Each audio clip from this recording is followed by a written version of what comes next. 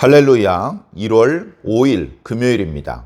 마가복음 말씀 2장 13절부터 22절까지 말씀을 읽고 은혜 나누도록 하겠습니다. 예수께서 다시 바닷가에 나가심에 큰 무리가 나왔거늘 예수께서 그들을 가르치시니라. 또 지나가시다가 알페오의 아들 레위가 세관에 앉아 있는 것을 보시고 그에게 이르시되 나를 따르라 하시니 일어나 따르니라. 그의 집에 앉아 잡수실 때에 많은 세리와 죄인들이 예수와 그의 제자들과 함께 앉았으니 이는 그러한 사람들이 많이 있어서 예수를 따름이러라. 바리새인의 서기관들이 예수께서 죄인 및 세리들과 함께 잡수시는 것을 보고 그의 제자들에게 이르되 어찌하여 세리 및 죄인들과 함께 먹는가? 예수께서 들으시고 그들에게 이르시되 건강한 자에게는 의사가 쓸데없고 병든 자에게라야 쓸데있느니라. 나는 의인을 부르러 온 것이 아니요 죄인을 부르러 왔노라 하시니라. 요한의 제자들과 바리새인들이 금식하고 있는지라 사람들이 예수께 와서 말하되 요한의 제자들과 바리새인의 제자들은 금식하는데 어찌하여 당신의 제자들은 금식하지 아니하나이까? 예수께서 그들에게 이르시되 혼인집 손님들이 신랑과 함께 있을 때에 금식할 수 있느냐? 신랑과 함께 있을 동안에는 금식할 수 없느니라. 그러나 신랑을 빼앗길 날이 이르리니 그날에는 금식할 것이니라. 생배 조각을 낡은 옷에 붙이는 자가 없나니 만일 그렇게 하면 기운 새 것이 낡은 그것을 당기어 헤어짐이 더하게 되느니라. 새 포도주를 낡은 가죽 부대에 넣는 자가 없나니 만일 그렇게 하면 새 포도주가 부대를 터뜨려 포도주와 부대를 버리게 되리라. 오직 새 포도주는 새 부대에 넣느니라 하시니라. 아멘. 네, 감사합니다. 오늘 말씀은 이제 몇 가지 뚝뚝 떨어져 있는 말씀들 몇 가지가 붙어 있는데 어저께 말씀 묵상을 할 때도 그렇고 마가복음 말씀은 특히 이렇게 설명이 아주 간략합니다. 그리고 이야기 전개 속도가 아주 빨라요. 그러다 보니까 말씀 속에 사실은 더 많은 내용이 함축되어 있는데 그것을 빠짐없이 다 풀어서 설명드리거나 묵상하지 못할 때가 있는 것 같아서 때로는 아쉽기도 합니다. 그러나 또 하나님께서 당신의 뜻이 있겠죠. 그렇게 믿고 또 오늘 말씀을 향해서 달려가 보도록 하겠습니다. 예수님 사역 초기입니다. 아직 12제자도 다 구성되지 않았습니다. 그리고 일전에 어떤 나병 환자를 고쳐주는 과정에서 그 예수님의 이름이 지나치게 많이 퍼져서 그래서 예수님께서 마을에 드러내고 들어가기가 좀 어려워진 그런 상황이었습니다. 그래서 지난 시간에 묵상했을 때 꽤 오랜만에 마을에 들어가서 말씀을 전한 적이 있었죠. 그랬더니 역시나 많은 사람들이 그 집에 찾았고 많은 병자들을 데리고 왔고 심지어 어떤 사람들은 중풍병자를 침상채 메고 와서 그냥 들어갈 수가 없게 되자 지붕을 뜯고 구멍을 내서 그리로 그 중풍병자를 주님 앞에 이렇게 데리고 가는 그런 사건까지 벌어졌습니다. 예수님께서 방문했다 하면 사람들이 많이 몰리고 세간이 박살이 나고 이러다 보니까 예수님께서 이제 마을에 잘 들어가지 못하는 그런 상황이 되었습니다. 또 모여드는 사람들이 많았기 때문에 그들 중에 구체적으로 귀신에 들렸거나 치료해야 될 질병을 가지고 있는 사람도 많이 있었지만 이제 질병을 치료하시면 구경이나 할까 모여든 사람들, 그렇게 모여든 사람들에게 말씀을 전하는 사역에 이제 무게중심이 옮겨가는 그런 상황이 되었습니다. 사람들이 많다 보니까 동네라든가 특정 개인의 집에 들어가는 방법으로는 그 많은 사람들 앞에 말씀을 전할 수가 없어서 이제 오늘 말씀에 보면 해변에서 말씀을 전하는 그런 상황들이 나타납니다. 바닷가에 이제 민가가 가까운 데 없죠. 요즘 우리들이 바닷가라든가 아니면 이렇게 어촌 이런 데서 느껴지는 배들이 차례대로 묶여 있고 여기저기에 콘크리트로 이제 파도를 잔잔하게 하는 시설이 있고 또 뚝이 있고 제방이 있고 그런 것들이 이때는 없었겠죠. 이때는 그런 콘크리트 구조물이 없었을 때니까 그저 해변에는 말 그대로 해변이 있었을 겁니다. 자갈이 되었든 모래가 되었든 진흙이 되었든 그런 해변이 있었고 그 주변에 이렇게 가로막는 그런 건물이나 이런 것들은 거의 없었을 것입니다. 그런 곳에 예수님께서 바위에 앉아 계시면 또는 배 위에 올라 앉아 계시면 사람들은 자연스럽게 해변에 걸터 앉아서 거기서 예수님께서 하시는 말씀을 한참 동안 들을 수 있었습니다. 물론 말씀하시는 주님께서는 확성기, 스피커 이런 것들이 없었기 때문에 상당히 힘이 드셨을 겁니다. 그래서 예수님께서 말씀을 전하고 나시면 중간중간에 휴식을 취하여야 했을 것입니다. 물도 마셔야 하고 경우에 따라서는 떡을 좀 잡수셔야 되고 기력을 조금 회복하신 이후에 아직 가지 않고 기다리는 사람들을 향해서 또 복음을 전하시는 그 처음에는 주님께서 병자를 고쳐주는 신기한 장면을 보려고 왔던 사람들 중에 이제 점점 말씀도 듣기가 좋아. 말씀이 재밌고 말씀이 쉽고 말씀 들으면 가슴이 뜨거워져. 말씀 들으면 내가 하나님을 제대로 믿어야 될 것 같은 생각이 들어. 그렇게 말씀이 좋아서 이제 예수님을 찾는 사람들이 생겨나기 시작했습니다. 자, 그렇게 해변가에서 말씀을 전하시고 또 이제 지나가시는 것이죠. 정확히 어디로 가시는지 예약이 되어 있는지 그때그때 성령의 인도를 따라서 가는 것인지 그런 것까지는 알 수 없습니다만 주님께서 지나가시다가 세관에 앉아있는 레위라고 하는 사람을 보았습니다. 그리고서는 예수님께서 지나가면서 본 사람이 얼마나 많았겠습니까마는 레위를 보는 순간 뭔가 주님 마음속에 어떤 감동이 있으셨는지 나를 따르라 라고 말씀하셨습니다. 그런 방법으로 시몬과 안드레 그리고 세베대의 두 아들을 당신의 제자로 만드셨죠. 여기서 나를 따르라 라는 말은 잠깐 저 좀 따라와 주시겠어요? 이렇게 말씀하시는 것이 아닙니다. 반복적으로 자신을 따라와야 되고 그리고 단순히 예수님의 몸을 따라가는 것이 아니라 생활 방식과 사고 방식을 따라와라. 다시 말해서 나의 제자가 되어라 라는 그런 의미가 담겨져 있는 표현입니다. 바빠 빨리 가. 방해하지 말고 지나가.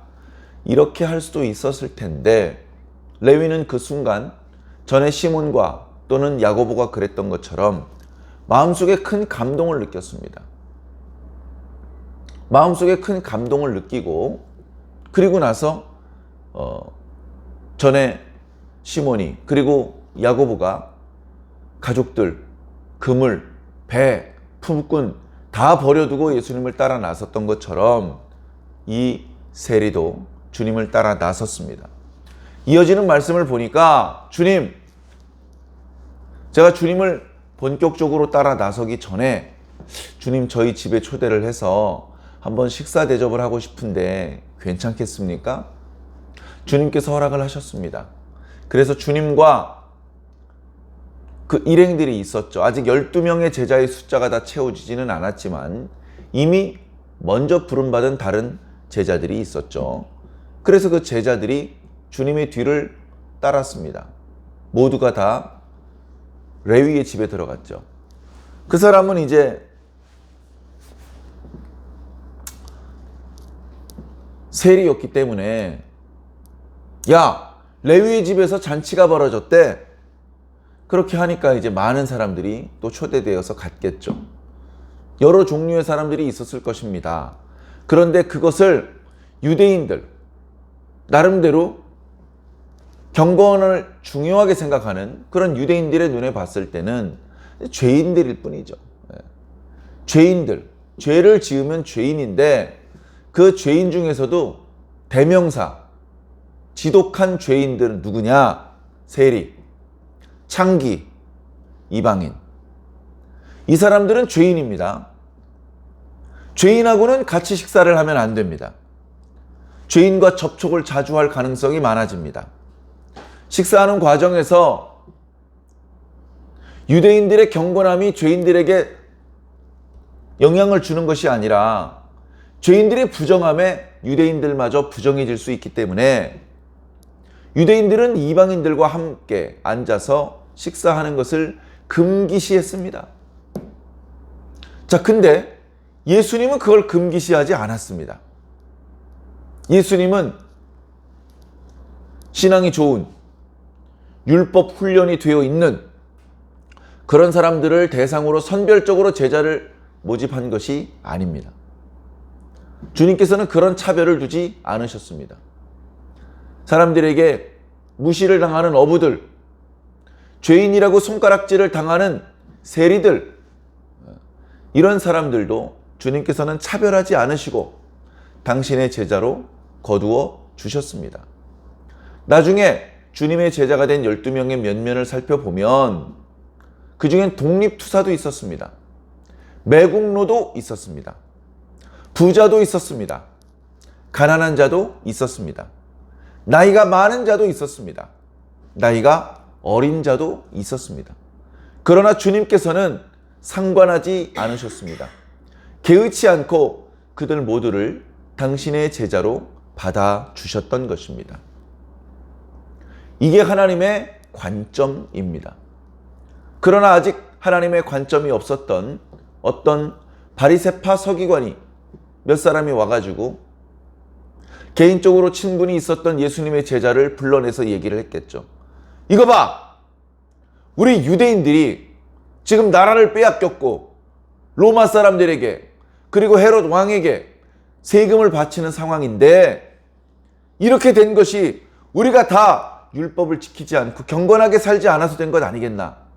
그런데 그래도 율법에 대해서 좀 일가견이 있다고 하시는 저 예수란 분이 이렇게 죄인들과 함께 식사를 해버리면 어떻게 되겠나. 자네 가서 자네 스승에게 스승님 그래도 식사는 따로 하시죠 라고 그렇게 건의를 드려보게, 뭐 아마 이런 이야기를 했던 것입니다. 예수님의 죄인들과 함께 식사하는 모습이 마음에 들지 않아서 그것을 비판하고 그 부분을 책망하는 그런 모습이죠.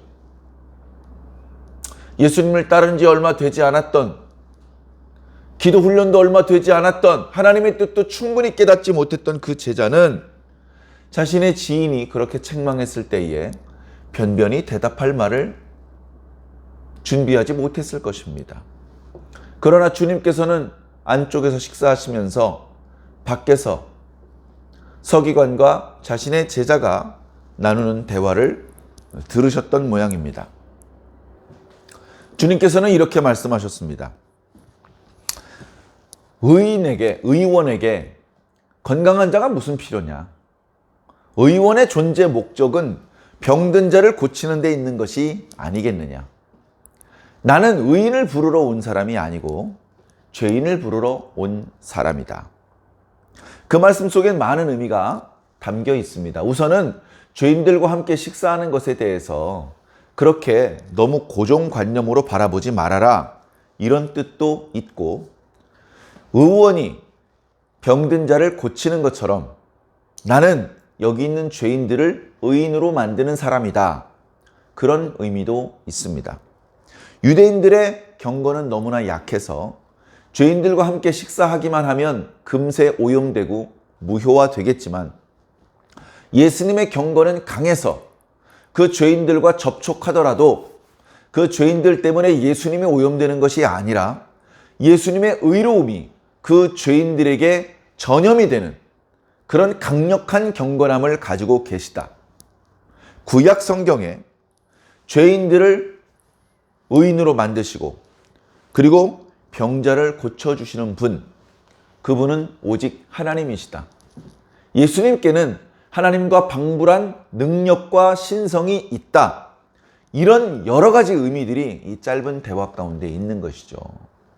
예수님께서는 기도로 준비가 되신 분이라 그런지 이런 상황이 되었을 때 한참 동안 고민하시다가 아주 괘씸한 놈, 뭐라고 얘기를 해주지?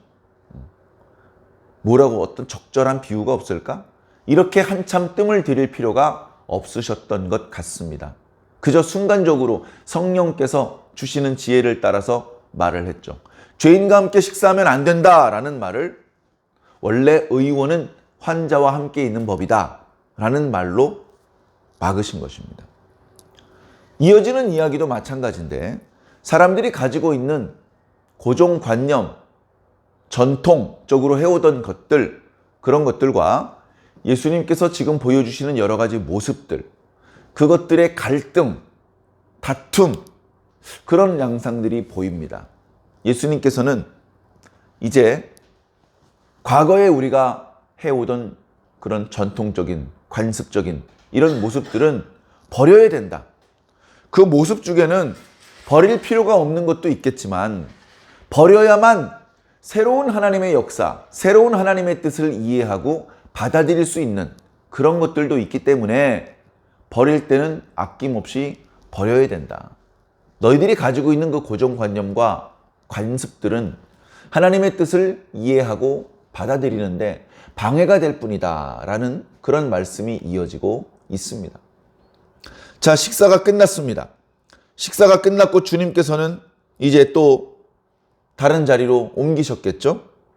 이번에는 어떤 사람들이 주님께 찾아왔습니다. 주님의 행동이 마음에 안 들 때는 제자를 찾아가고 제자들의 행동이 마음에 안 들 때는 스승인 주님을 찾아가는 것이 그 당시 사람들의 관습이었는지 그들이 뭔가 자신감이 없었기 때문이었는지 자, 주님을 찾아왔습니다. 당시에 세례자 요한의 제자들, 바리새인의 제자들 중에서는 정기적으로 금식을 했습니다. 자, 금식의 유래를 간단히 살펴보면 본래 모세 오경에는 대속죄일에 금식하게 되어 있었습니다. 대속죄일, 하나님께서 죄인들인 이스라엘 백성들의 죄를 용서해 주시는 날이죠. 그날 하나님께 대한 감사함과 부끄러움, 이런 감정들을 담아서 하루 금식을 했습니다. 그리고 그 금식이 끝나면서 하나님께 크게 감사했죠. 그러면서 그 금식에는 회개의 의미가 담겨져 있었습니다. 그리고 아주 작은 것이지만 자신이 저지른 죄에 대해서 스스로 뉘우치고 벌을 받는 그런 의미가 담겨져 있었습니다. 그러다가 이스라엘이 멸망하고 유다가 멸망을 했습니다. 바벨론 포로로 끌려갔다가 일부가 귀환했죠. 귀환했던 사람들은 우리가 또다시 이 언약의 땅을 잃어버리고 저 성전을 잃어버리는 일이 발생해서는 안 되기 때문에 우리가 우리 조상들처럼 죄에 대해서 관대하고 우상 숭배에 대해서 너그러우면 안 되겠다. 그래서 성전 제사와 율법 교육, 기타 경건한 생활에 대해서 더 생활 밀착형으로 순종하려는 그런 전통이 생겨나기 시작을 했습니다. 그것이 장로들의 유전 또는 바리새인들의 전통 이런 형태로 남아 있었죠. 굳이 율법에서는 음식을 먹기 전에 손을 씻으라고까지는 안 했지만 바리새인들은 을에 손을 씻고 먹었습니다. 이방인들과 접촉을 하더라도 그들과 신체 접촉을 하거나 하지만 않으면 되는데 아예 상종을 하지 않았습니다. 식사를 하는 것도 마찬가지입니다. 식사를 하는 것이 문제가 되는 것은 아니지만 식사를 하다 보면 접촉이 일어날 가능성이 높다. 아예 내가 굶고 말지 이방인하고는 식사를 안 하겠다. 이런 전에 없었던 더 강력한 전통들이 생겨났습니다. 금식도 마찬가지입니다. 전에는 대속죄일에만 금식했었는데 이제는 무교절에도 금식하고 이제는 초막절에도 금식하고 이제는 부림절에도 금식하고 유대인들의 여러 절기들에 금식의 규례가 추가가 됐습니다. 율법에는 없지만 말씀드린 것처럼 회개의 의미, 그리고 뭔가 뉘우치고 작지만 벌을 받는 의미, 그런 것들이 있는 것이죠. 그것들이 그렇게 강조되어 오다가 바리새인들은 안식일 이틀 전, 안식일 이틀 후, 이제 요즘은 이제 안식일의 개념이 이제 해 질 때부터 그 다음번 해 질 때까지이기 때문에 요일로 말하면 금요일 저녁에 해 지고 나서 토요일 해 질 때까지가 안식일이지만 그냥 얼른 이해하기 쉽게는 토요일이 안식일이지 않습니까? 그래서 유대인들, 특히 바리새인들은 월요일과 목요일에 금식을 하는 그런 규례가 있었어요. 그래 지금 지나가던 사람이 그 얘기를 하는 겁니다. 바리새인들은 저렇게 금식을 하는 걸 우리가 알고 있어. 그리고 세례자 요한의 제자들 중에서도 정기적으로 금식을 하고 있어. 그렇게 자신의 경건을 유지하고 있고 하나님께 대한 회개의 마음을 잃어버리지 않으려고 노력하는 것을 우리가 아오. 그런데 당신도 제자들의 무리가 조금 이제 많아지고 있는데 당신의 제자들은 뭐 절기고 안식일이고 뭐 그냥 계속 먹소. 금식은 언제 하는 것이요? 혹시 우리가 모를 때 하는 것이요? 우리는 언제 금식하면 되는 것이요? 이제 이런 것들을 예수님께 물어보았죠. 그때 예수님께서 뒤통수를 긁으면서 쩔쩔매신 것이 아닙니다. 그때도 마치 이미 준비되어 있다는 듯이 주님께서는 이렇게 말씀하셨습니다. 혼인잔치집에 초대를 받은 손님이 혼인 주인이 준비한 음식을 먹다가 금식할 수 있느냐? 저쪽에서 신랑이 즐거워가지고 축하해주러 온 사람들에게 포도주를 따라주고 있고 떡을 떼어주고 있는데 어나 금식이야? 그럴 수 있느냐? 금식을 하다가도 혼인집에 초청을 받으면 그러면 금식을 할 수가 없지. 그런 비유로 정기적으로 금식을 하는 것이 바람직하다라고 생각하는 그 사람의 고정관념을 깨뜨려 주셨습니다. 그리고 그가 이해할 수 없는 말도 한마디 하셨죠. 그러나 신랑을 빼앗길 날이 오리니 그때에는 금식할 것이다. 신랑을 빼앗긴다? 혼인잔치의 이야기를 하다가 어울리지 않는 말씀을 하십니다. 신랑을 빼앗기는 일은 일반적으로 일어나지 않은 것이죠. 비일상적인 상황을 갑자기 말씀하신 것입니다. 거기엔 그만한 이유가 있겠죠. 우리가 잘 아는 것처럼 이 말씀의 의미는 신랑 되신 예수 그리스도께서 십자가에 달려 돌아가시고 3일 동안 무덤에 계신 것을 말씀하고 있는 것이죠.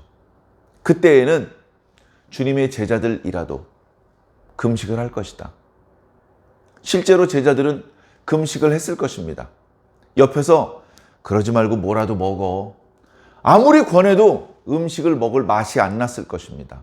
멘붕에 빠졌고 잠도 제대로 자지 못하고 음식도 제대로 먹지 못하고 2, 3일 동안은 그렇게 지냈을 것입니다. 그러다가 예수님께서 다시 살아나셨다는 이야기를 들었을 때 그들의 표정에는, 그들의 일상에는 다시 생기가 돌기 시작했고 그때 이후로는 금식하지 않게 되었을 것입니다. 예수님께서 신랑을 빼앗겼을 때 금식하는 것조차 잠깐 동안 금식하는 겁니다.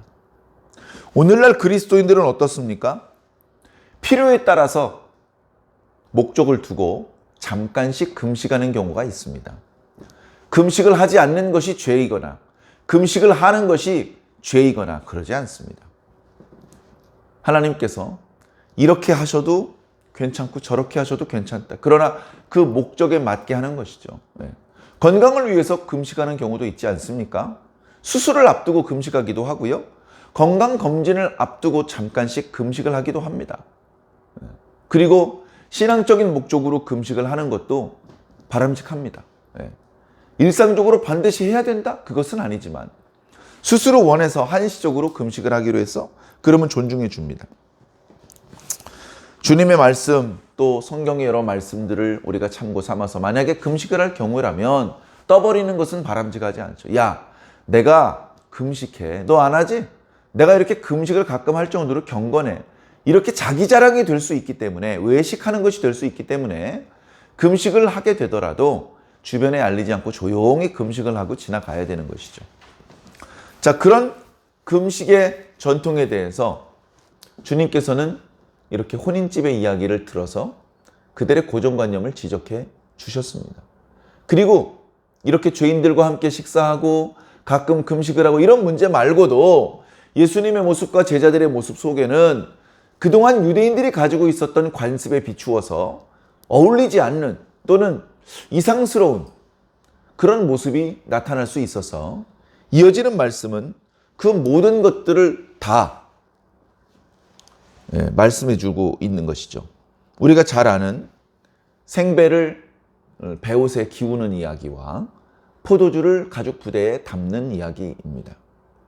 자, 배옷은요, 배로 옷을 입고 그리고서 그것을 이렇게 입으니까 이제 뭐 더러워지면 빨고 다시 말려서 입고 그렇게 반복을 하겠죠. 그 과정에서 배가 조금 수축이 돼요. 수축이 됩니다. 그런 채로 입는 거죠. 그렇게 입고 다니다가 어느 부분이 헤어졌어요. 헤어지면은 그 부분을 이제 다른 헝겊으로 그 자리를 이제 기워서 그 구멍이 생긴 걸 막아야 되지 않습니까?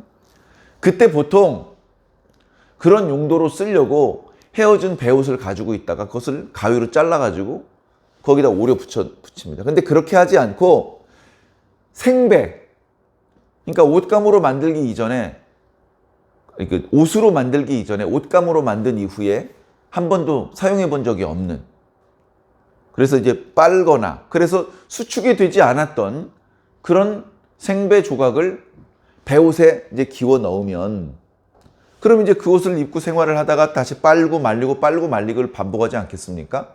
그러면 다른 부분은 이미 여러 번 빨고 말리는 과정에서 수축이 끝나서 더 수축되지 않는데, 얼마 전에 기웠던 그 생배 조각은 수축되잖아요.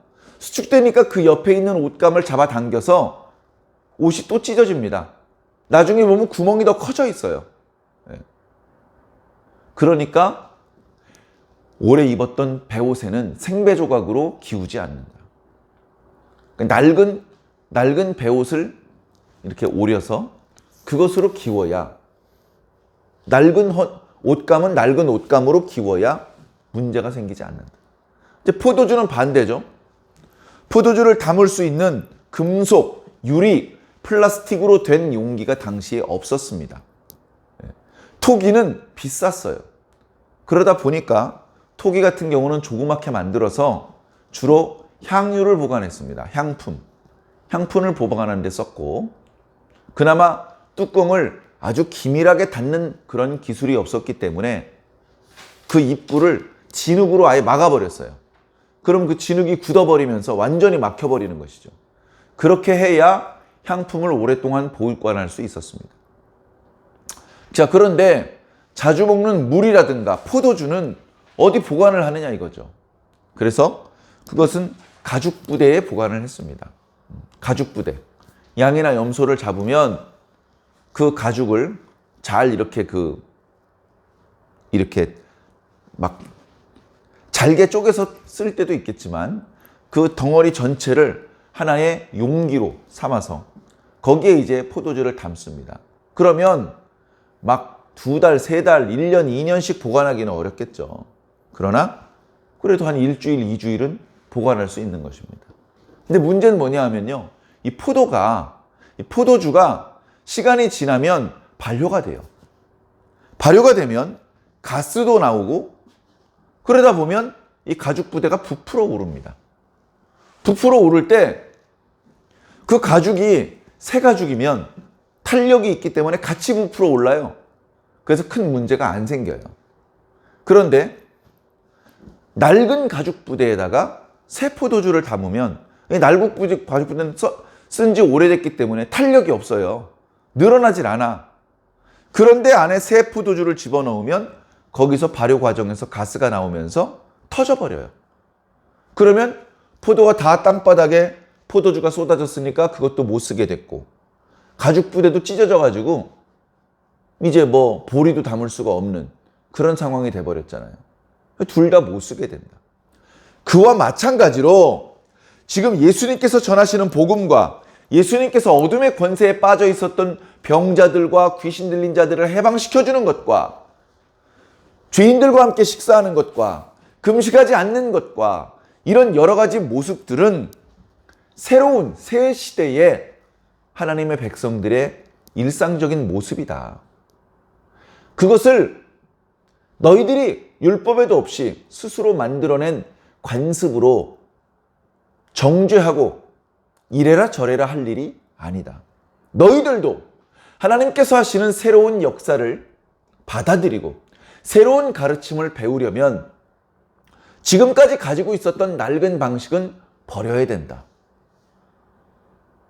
겸손한 마음으로 주님께서 말씀하시면 듣고 주님께서 명령하시면 순종하고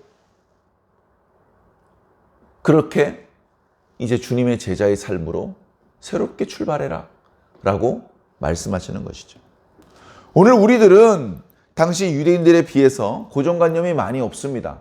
특히 과거 유대인들이 가지고 있었던 고정관념은 거의 없죠. 그러나 오늘 우리들은 우리 나름대로의 고정관념이 있습니다. 그 고정관념들을 어떡합니까? 그 고정관념들을 우리는 지혜롭게 잘 극복할 필요가 있습니다. 그것이 고정관념인지 아닌지조차 잘 모를 때가 많습니다. 그것은 어떻게 알 수 있습니까? 성경 말씀이라고 하는 거울에 비추어 보면 되는 것이죠.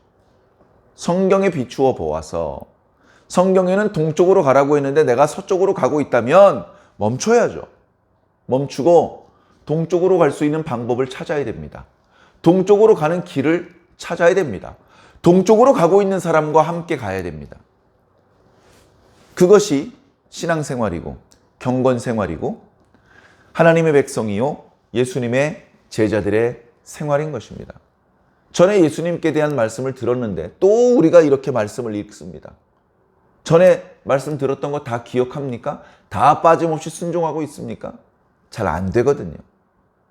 그래서 제자들의 특징은 듣고 또 듣는 겁니다. 전에 들었는데 예수님 그 전에 하셨던 말씀인데요. 이렇게 얘기하지 않습니다.